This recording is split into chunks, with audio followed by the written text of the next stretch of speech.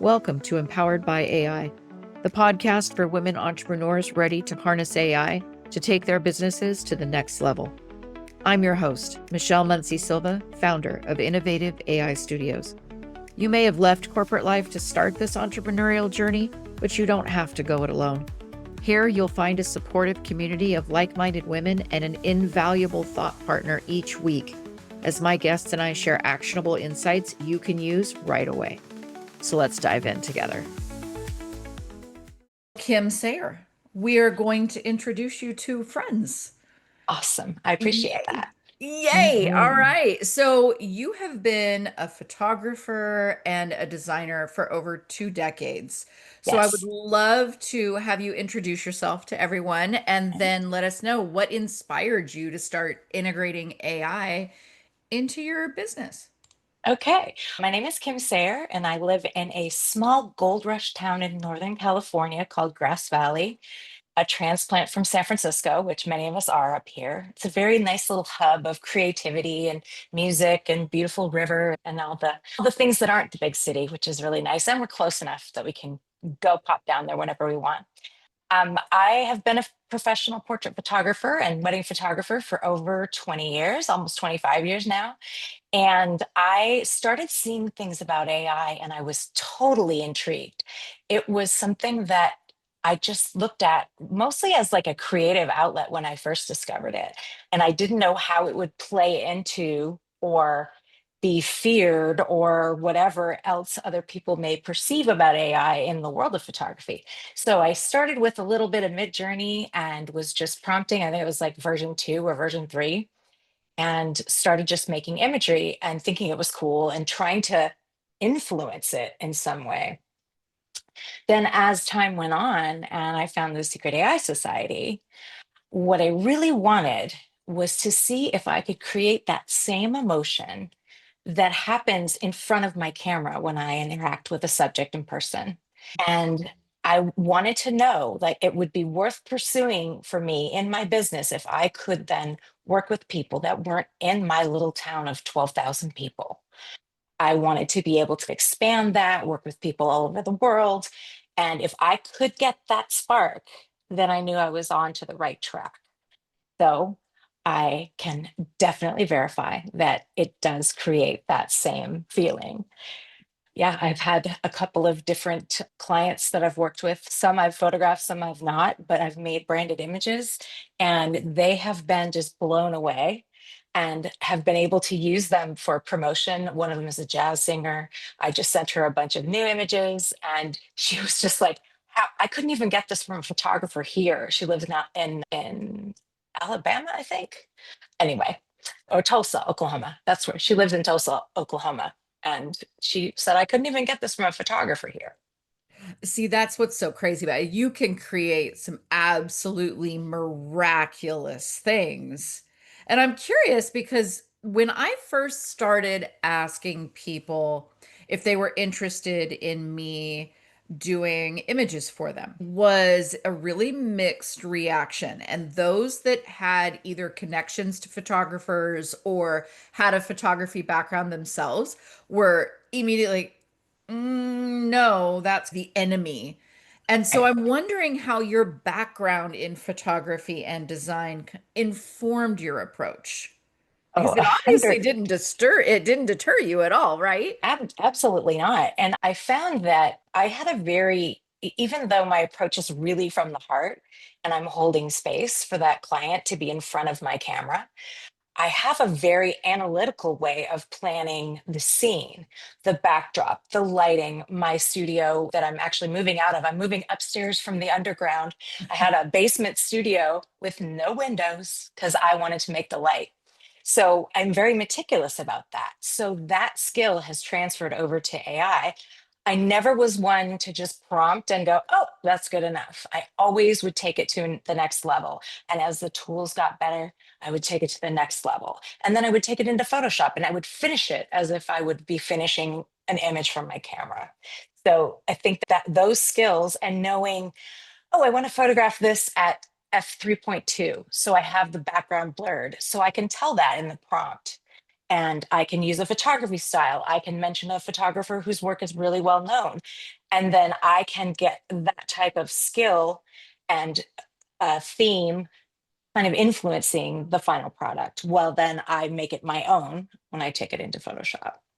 I love it. I love it. Yeah.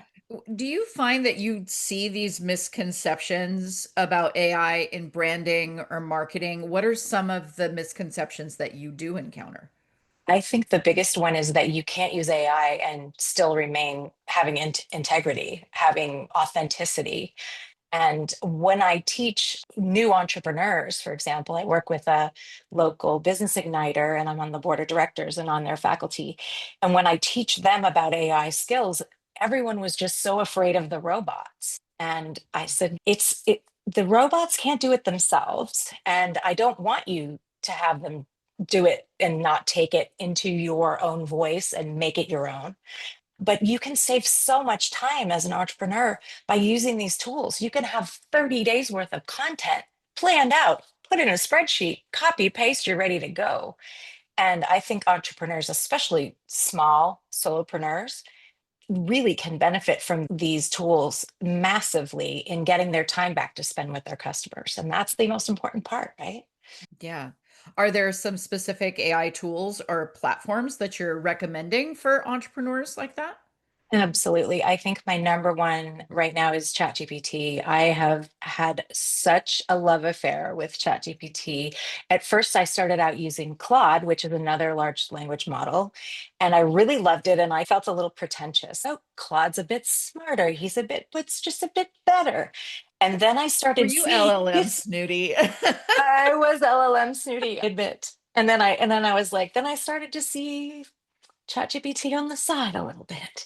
But what was so amazing was the way it could really take things to a deeper level. Now, I know that we all know that these tools are not fail safe and you have to go back and you have to check the facts and you have to make sure that it's not hallucinating and telling you that it can make you like a book and pop it out of your computer, like an actual physical book. It'll be, do you want me to make you a Canva template? Yeah, I would, but you really can't. So don't try and offer it.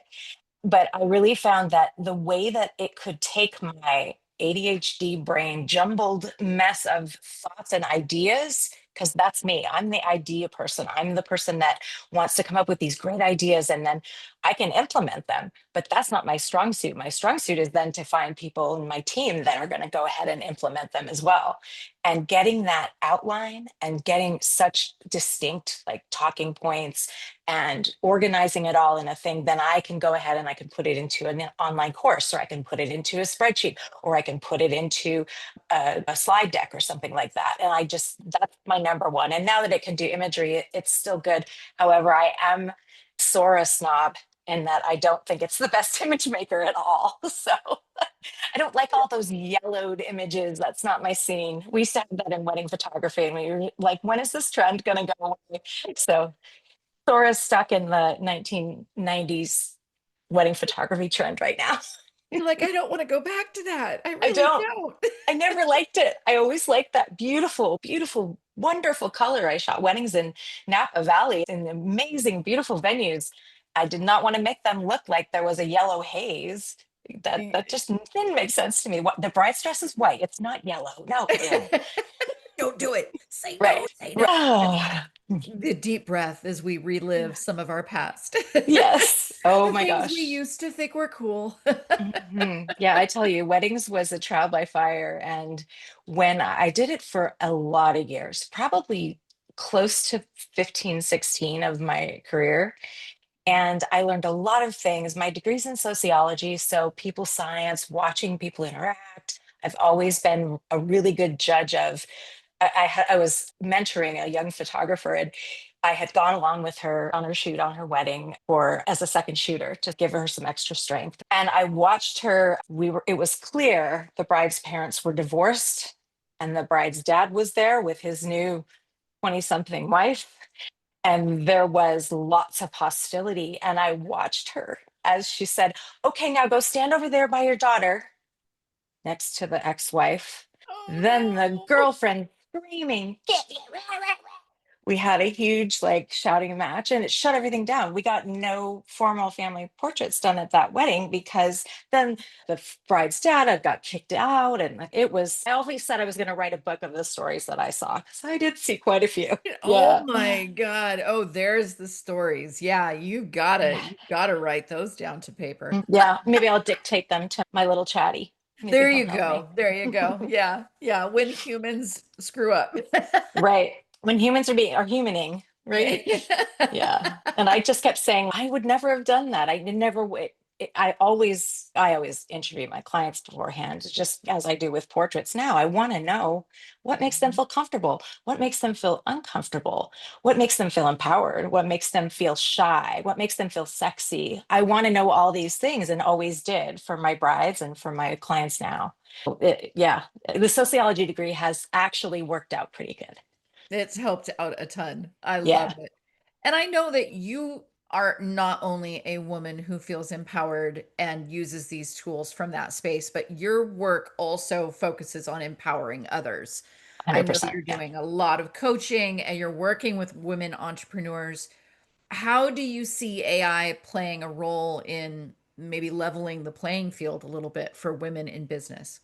I think that one of the key things that I realized pretty early on, and I've heard other people come to that same realization, is that these AI tools, especially a large language model, where you're actually talking to it because it's not your boss who might be a man, it's not your supervisor or somebody that's going for the promotion. You're talking from your honest core.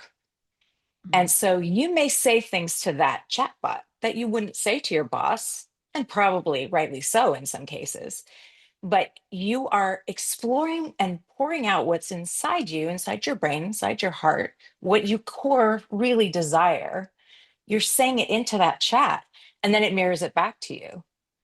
And I think that's really important. I think that there women have suffered from low self-esteem, and me photographing women for almost 25 years, I see so many women who they would be what society calls traditionally absolutely perfect, beautiful, slender, fit, all these wonderful things that society tells us that we're supposed to be. And they are just as insecure as anyone. I would say less secure than like someone like me with a larger woman who doesn't have those real big hangups like that.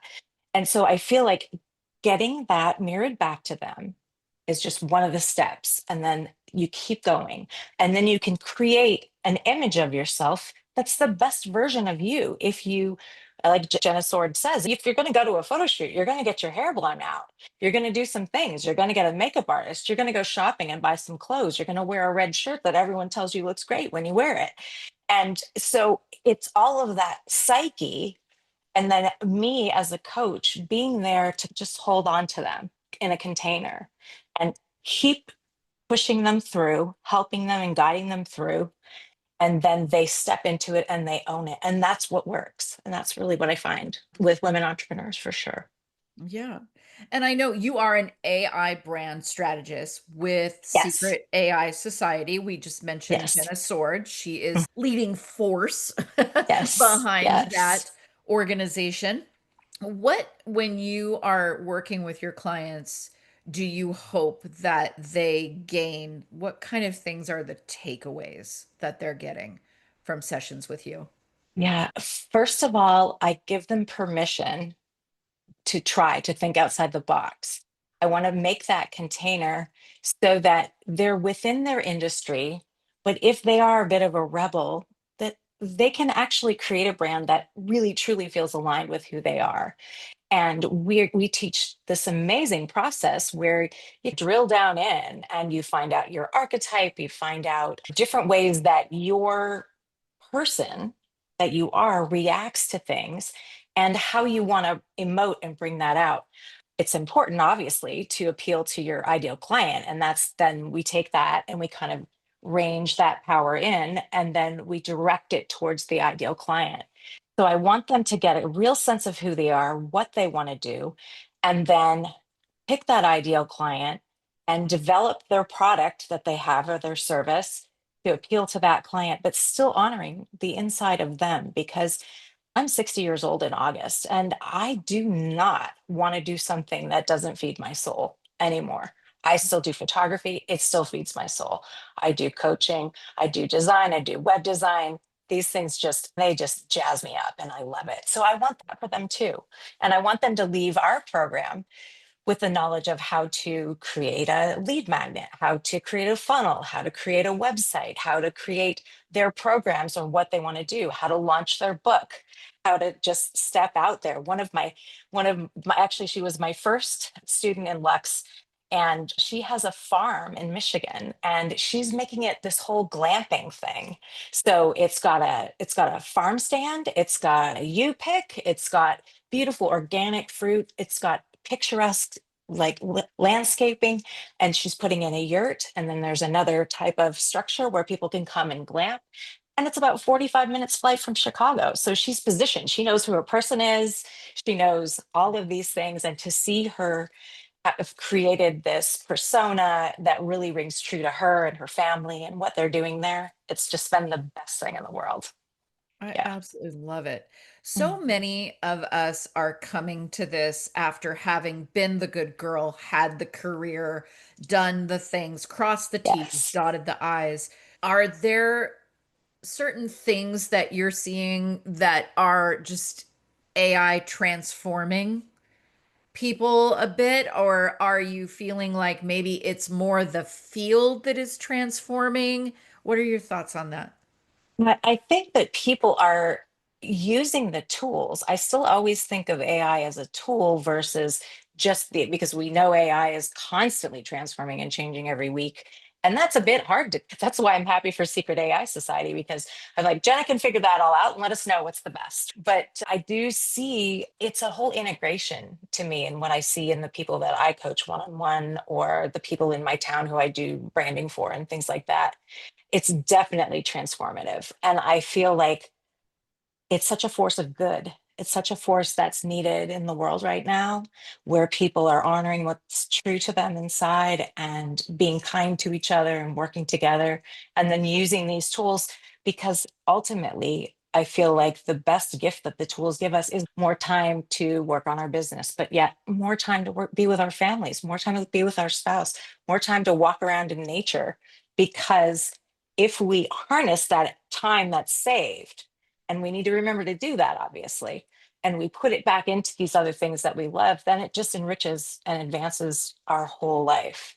Are there other ROIs that you're considering? I know time is huge because Yeah. we oftentimes, as entrepreneurs, don't take even a moment, right? Because we Right. feel that pressure. There's so many things. How do you think small business owners or the solopreneur should measure the ROI of incorporating AI?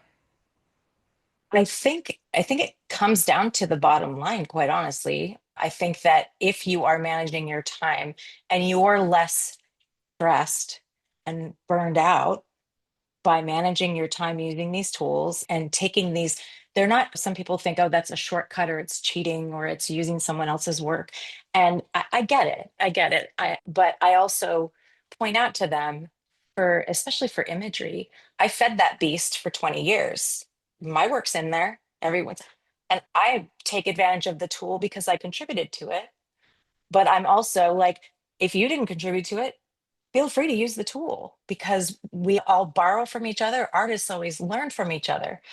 And so I feel like the other ROIs that they would have is maybe they'd be able to expand their business, scale their business. Maybe they'd be able to travel more.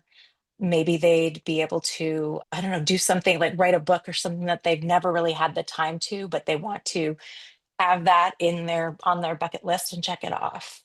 Are there particular resources or communities that you suggest for learning more about AI, whether it be specifically in branding or in business?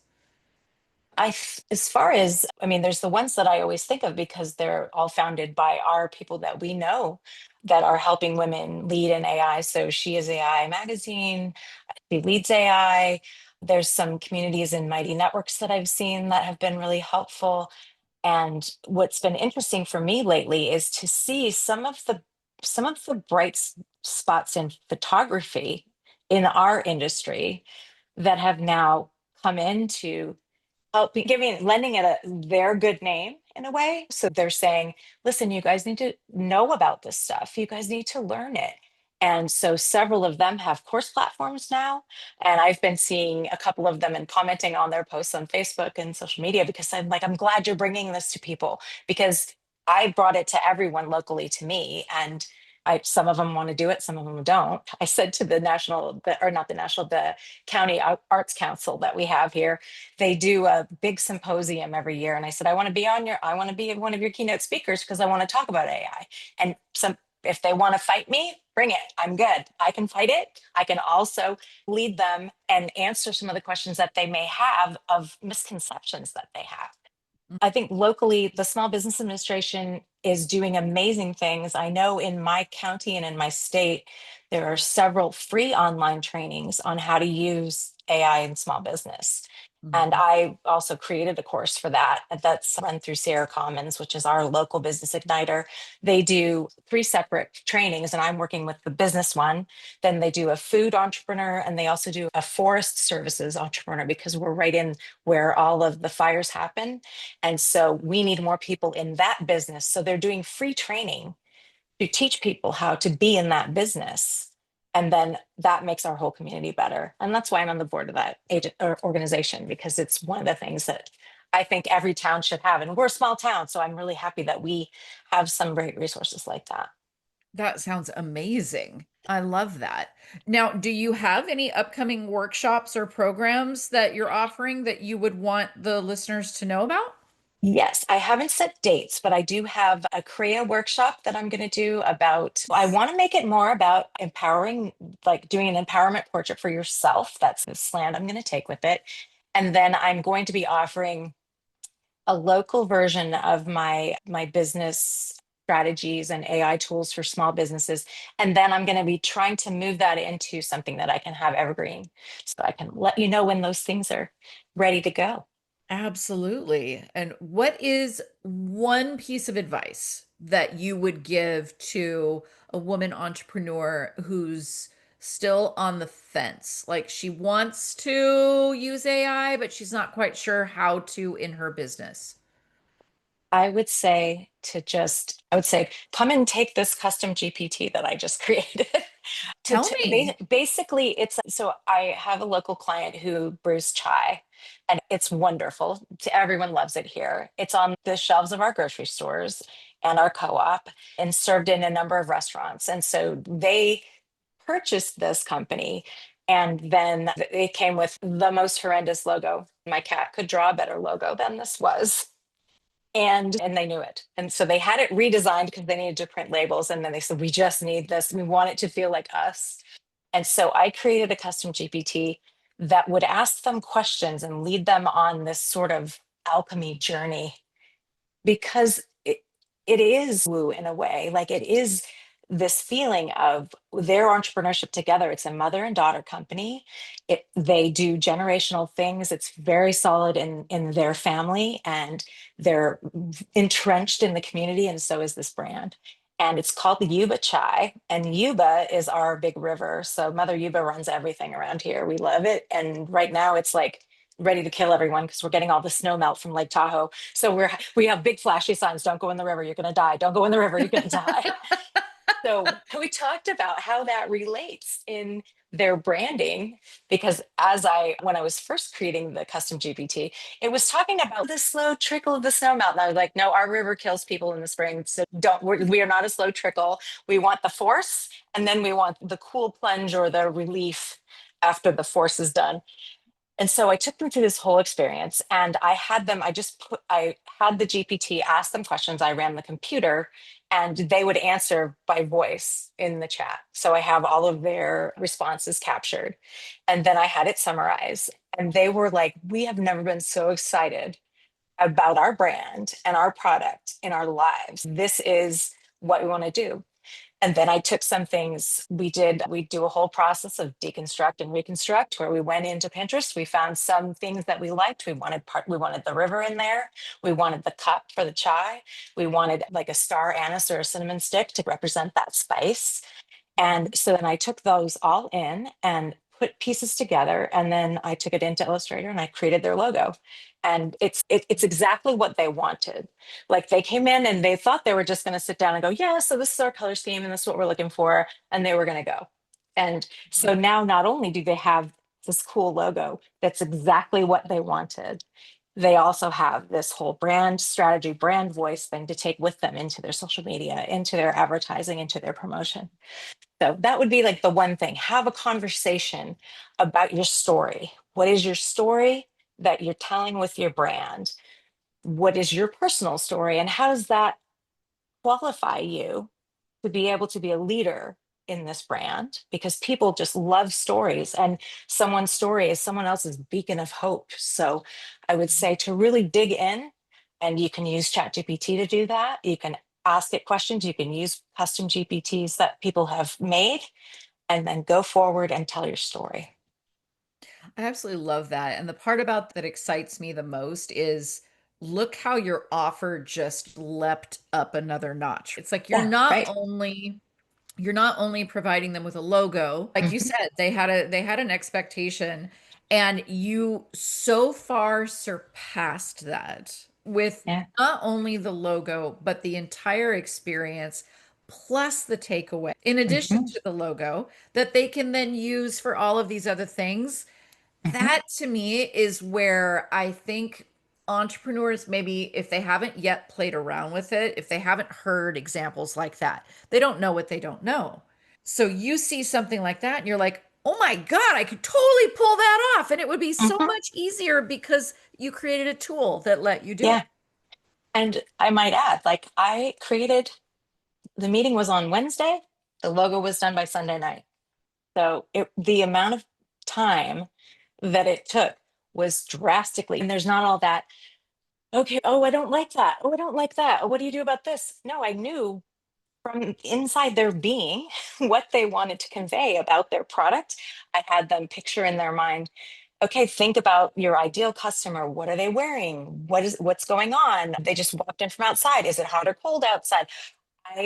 Made them picture all of that to find who they were serving and then to go put it forth. And so I pretty much could nail it right away. Okay, do you like the river here, or do you like the steam to make it look like the river? But really, we were done after that discovery call. I just knew what they wanted in the direction that we needed to go versus coming up with a whole bunch of stuff that they might not like. Yeah. So we've got to get people to connect with you and learn more about your work. Where are they going to go if they want to Okay. talk to you? I have a couple of different Instagram accounts that I would love to see you there. One of them is Kim Sayre, and that's my last name, Sayre underscore worthwhile. That's my new coaching brand I'm launching. And the other is AI brand underscore strategist. And then for photography, and I've had this Instagram for a few more years, is Kim Sayre underscore photo. So that's where you can find me.